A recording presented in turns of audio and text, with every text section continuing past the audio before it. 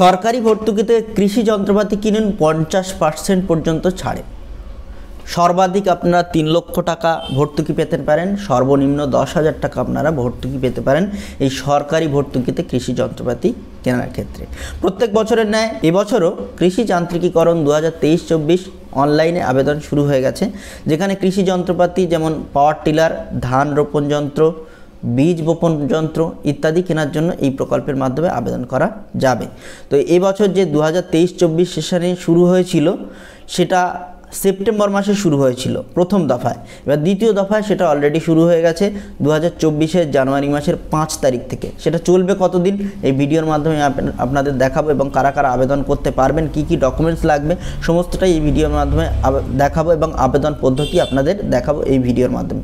সুতরাং স্কিপ না করে সম্পূর্ণ ভিডিওটা দেখবেন, আশা করছি আপনাদের যথেষ্ট উপকারে আসবে। ভিডিও ভালো লাগলে একটা লাইক করবেন, চ্যানেলের প্রথম হলে চ্যানেলটা সাবস্ক্রাইব করবেন। তো চলুন শুরু করা যাক আজকের ভিডিও। প্রথমে বিজ্ঞপ্তিটা আমরা দেখে নিই, বিজ্ঞপ্তিতে কি বলা হয়েছে, তারপরে কি কি ডকুমেন্টস লাগবে, কিভাবে আবেদন করবেন সেটা আমি আপনাদের দেখিয়ে দিচ্ছি। 2023-24 বর্ষে দ্বিতীয় দফায় সরকারি ভর্তুকিতে কৃষি যন্ত্রপাতি ক্রয়ের সুবর্ণ সুযোগ।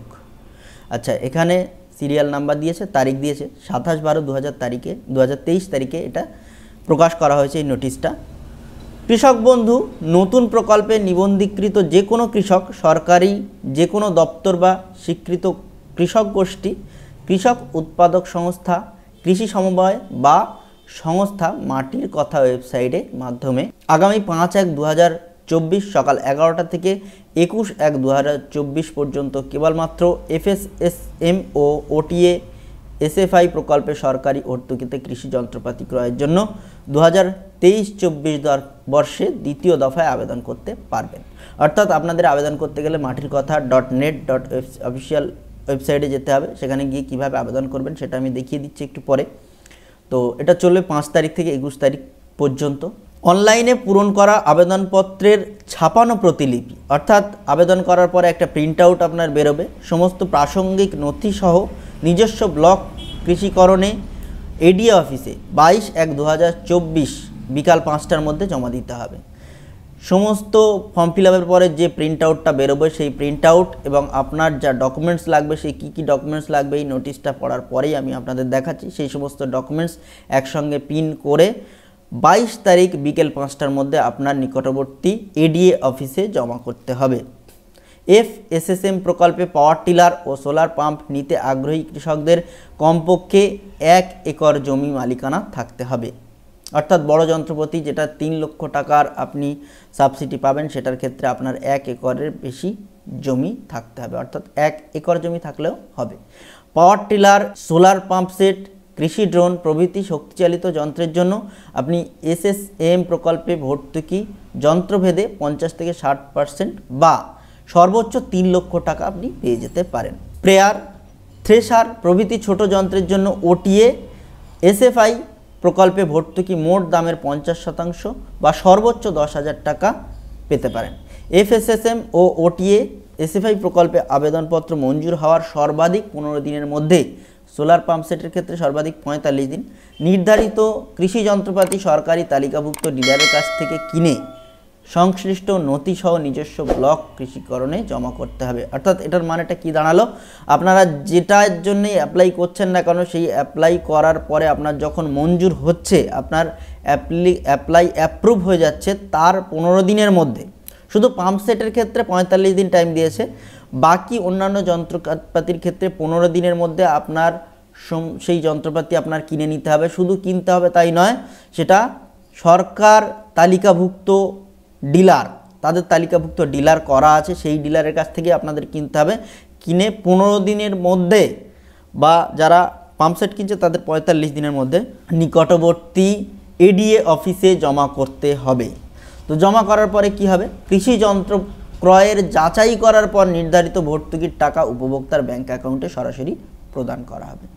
আপনারা জিনিসপত্রগুলো কিনে নিলেন, নেয়ার 15 দিনের মধ্যে আপনার এডিও অফিসে সমস্ত যাবতীয় সেই যন্ত্রপাতি সমেত এবং তার বিল সমেত সমস্ত ডকুমেন্টস সমেত সেখানে জমা করতে হবে। তারা যাচাই করবেন, করার পরে আপনার যন্ত্রপাতি আপনাকে ফেরত দেওয়া হবে এবং আপনার যে ভর্তুকি পাওয়ার কথা সেই যন্ত্রের উপরে কত ভর্তুকি আসছে সেই ভর্তুকি আপনার ব্যাংক অ্যাকাউন্টে সরাসরি ঢুকে যাবে। এই প্রকল্পে কৃষক সরাসরি নিজের বা অন্যের কম্পিউটার বা বাংলা সহায়তা কেন্দ্রের মাধ্যমে নিকটস্থ সহ কৃষি আধিকর্তার করণের সহায়তা অনলাইনে আবেদন করতে পারেন। আপনারা নিজের মোবাইল থেকেও করতে পারেন বা নিকটবর্তী কোনো সাইবার ক্যাফে গিয়ে বা বাংলা সহায়তা কেন্দ্রে গিয়েও আবেদন করতে পারেন। আবেদনপত্র খুবই সহজ, আপনারা নিজের মোবাইল থেকে বাড়িতে বসেই করে নিতে পারেন। 2023-24 সালে কৃষি বিভাগ পশ্চিমবঙ্গ সরকার দ্বারা প্রকাশিত এই সংক্রান্ত গাইডলাইন অনুসারে প্রকল্পগুলি রূপায়িত হবে। উল্লেখ্য, এবছর এফএমএস প্রকল্পে যারা আবেদন করেও সুবিধা পাননি বা নিতে পারেননি তারাও দ্বিতীয় দফায় আবেদন করতে পারবেন। অর্থাৎ আপনারা প্রথম দফায় যারা আবেদন করেছিলেন, যাদের নাম আসেনি, যারা উপভোগ করতে পারেননি, যাদের অ্যাপ্রুভ হয়নি, তারাও এইবারে দ্বিতীয় দফায় আবেদন করতে পারবেন। কিন্তু যারা আগে পেয়েছিলেন তারা কিন্তু আবেদন করতে পারবেন না। বিগত 4 বছর যারা পেয়েছেন তারা কিন্তু আবেদন করতে পারবেন না। বিশদ জানতে নিকটবর্তী কৃষি অফিসে যোগাযোগ করুন বা মাটিরকথা.net ওয়েবসাইটে পরিদর্শন করুন। পশ্চিমবঙ্গ সরকারের কৃষি বিভাগ জনস্বার্থে প্রচারিত। তো নোটিশটা আমরা পড়ে নিলাম। এবারে আপনারা যে কোনো মোবাইল থেকে বা কম্পিউটার থেকে যেখান থেকেই করুন না কেন সেখানে গুগল ব্রাউজার খুলে নেবেন, নিয়ে জাস্ট লিখবেন মাটির কথা। মাটির কথা লিখে সার্চ করবেন, যে প্রথম ওয়েবসাইটটা চলে আসবে মাটিরকথা.net, এই অফিসিয়াল ওয়েবসাইটে আপনারা চলে আসবেন। অফিসিয়াল ওয়েবসাইটে আসলেই প্রথমে আপনার দেখাচ্ছে, দেখুন, কৃষি বিভাগ পশ্চিমবঙ্গ সরকার সরকারি ভর্তুকিতে দ্বিতীয় দফায় কৃষি যান্ত্রিকীকরণের সুবর্ণ সুযোগ। আমি যে নোটিশটা পড়েছি সেই নোটিশটাই এখানে ছোট করে দেয়া আছে। এই নোটিশটা আলাদা করে আপনাদের পড়ার দরকার নেই। যারা পড়তে চাইছেন এই ওয়েবসাইটে ঢুকলেই এখানে দেখতে পাবেন, আপনারা দেখে নিতে পারেন। তো এই ওয়েবসাইটে আসার পরে একটু স্ক্রল ডাউন করবেন, করার পরে দেখুন কৃষি যান্ত্রিকীকরণ বলে একটা ওয়েবসাইট আছে। এই কৃষি যান্ত্রিকীকরণে ক্লিক করবেন, করার পরে দেখুন কৃষি যান্ত্রিকীকরণ ওল্ড, কৃষি যান্ত্রিকীকরণ 2023-24 আছে, আর ডান দিকে আছে নোটিশ।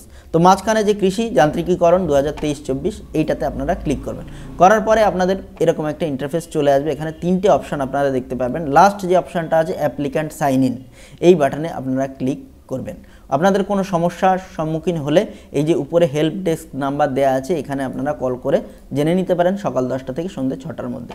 তো অ্যাপ্লিক্যান্ট সাইন ইনে আপনারা ক্লিক করবেন, করার পরে এরকম একটা পেজ চলে আসবে, এখানে লগ ইন করার পেজ। তো আপনারা নতুন রেজিস্টার করলে কিভাবে করবেন, উপরে ডান হাতে দেখুন নিউ রেজিস্ট্রেশন বলে একটা অপশান আছে। এই নিউ রেজিস্ট্রেশনে আপনারা ক্লিক করবেন, করলেই আপনার নতুন একটা ফর্ম খুলে যাবে। এখানে আপনার ভোটার কার্ড নাম্বার দেবেন, ফোন নাম্বার দেবেন, দিয়ে ইমেল আইডি, পাসওয়ার্ড এইভাবে দিয়ে সমস্ত ফর্মটা ফিল আপ করতে হবে, করে সাইন আপ করে তারপরেই আপনার অ্যাপ্লাই করতে হবে। ফর্মটা অনেক বড়।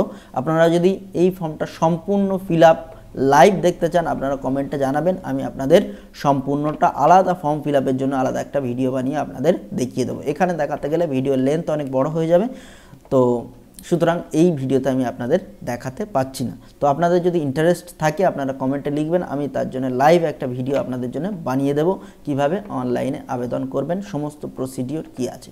তো এই বিষয়ে আশা করছি আপনাদের খুঁটিনাটি আর কোনো প্রশ্ন থাকার কথা নয়। তো যা যা প্রশ্ন থাকার সব কিছু কভার করে নিয়েছি, শুধু ফর্ম ফিল আপটা, সেটা যদি আপনাদের প্রয়োজন হয় আপনারা জানাবেন, আমি আপনাদের আলাদা ভিডিওতে জানিয়ে দেবো। তো এই ছিল ছোট্ট একটা আপডেট। যাদের ভালো লেগেছে, ইনফরমেটিভ বলে মনে হচ্ছে, তারা অবশ্যই ভিডিওটা লাইক করবেন, কমেন্ট করবেন এবং বন্ধুদের কাছে প্রচুর শেয়ার করবেন।